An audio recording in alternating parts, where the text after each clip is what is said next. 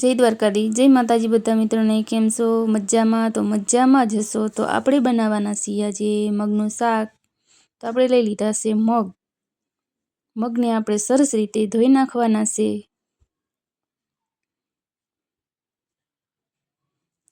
સરસ રીતે આપણે મગ ધોઈ લઈએ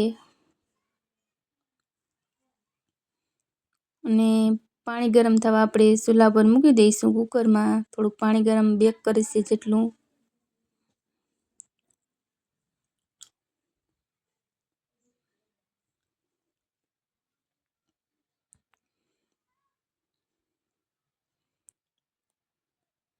તો આપણે પાણી ગરમ થવા મૂકી દીધું છે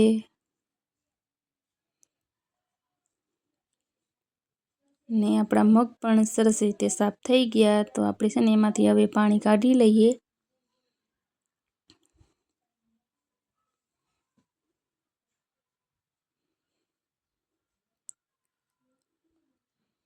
અને આપણે પાણી ગરમ થવા મૂક્યું તો એમાં નાખી દઈએ અને કુકરનું ઢાંકણ આપણે બંધ કરી ને 2-3 સીટી થાય ત્યાં સુધી આપણે બફાવા દેવાના છે.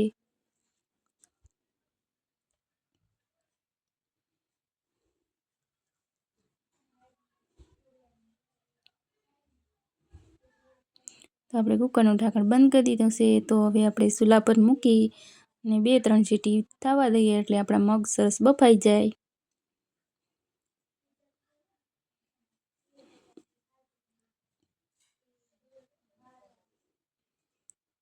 તો આપણે લસણ ફોલી લઈએ થોડુંક. આપણે 1 ગાંઠ જેટલું આપણે લસણ લઈને ફોલી લઈએ સરસ.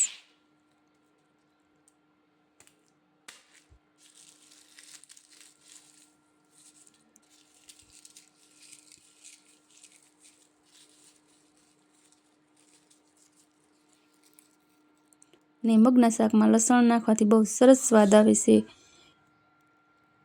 આપણું લસણ ફોલાઈ ગયું છે. હવે આખું ભાગો આપણે કૂટેડી લેવાનું છે. હા, આપણે ઝીણો સીપો નથી કરવાનો. આપણે કળીઓને આખું ભાગું થઈ જાય ત્યાં સુધી આપણે કૂટેડવાનું છે.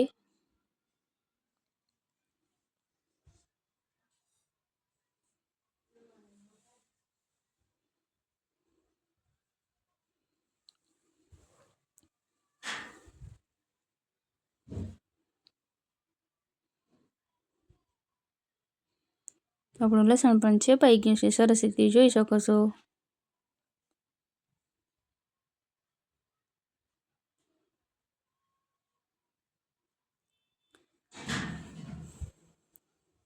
આપણે મગ પણ બફાઈ ગયા. તો સરસ મજાના આપણા મગ બફાઈ ગયા છે. તો હવે આપણે મસાલા કરી લઈએ.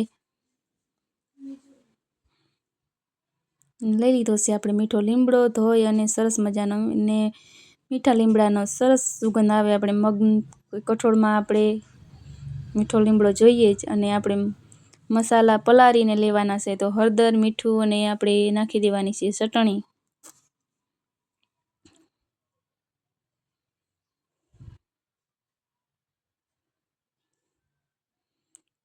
ચટણી આપણે જેટલું તીખું ખાતા હોય એટલી આપણે લેવાની છે. બહુ તીખી હોય તો બહુ જાજી નહીં નાખવાની.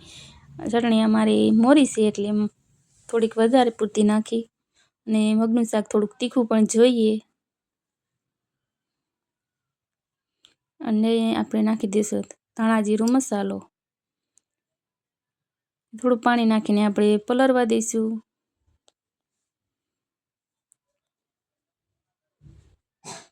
ને કુકરમાં આપણે તેલ ગરમ થવા મૂકી દઈએ.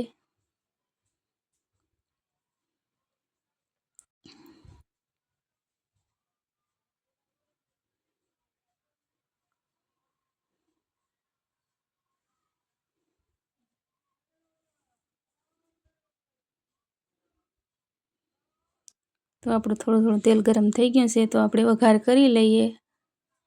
તો આપણે પહેલાં તો લસણ નાખી દઈએ. સરસ આપણે લસણ નાખી અને હલાવી નાખવાનું છે. નાખી દઈશું આપણે મીઠો લીમડો.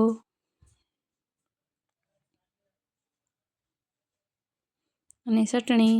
આપણે વઘાર થઈ ગયો છે અને સરસ હલાવી અને થોડી વાર આપણે વઘારને પાકવા દઈએ.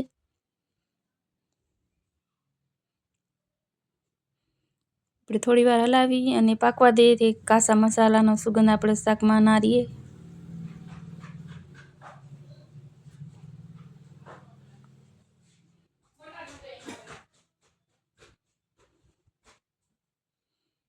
તો આપણા સરસ મજાના મસાલા પણ પાકી ગયા, તો આપણે એમાં મગ નાખી દઈએ.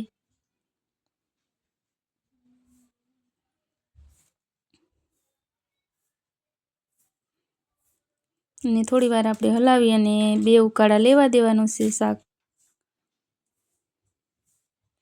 તો જોઈ શકો છો આપણું સરસ મજાનું મગનું શાક બનીને તૈયાર થઈ ગયું છે.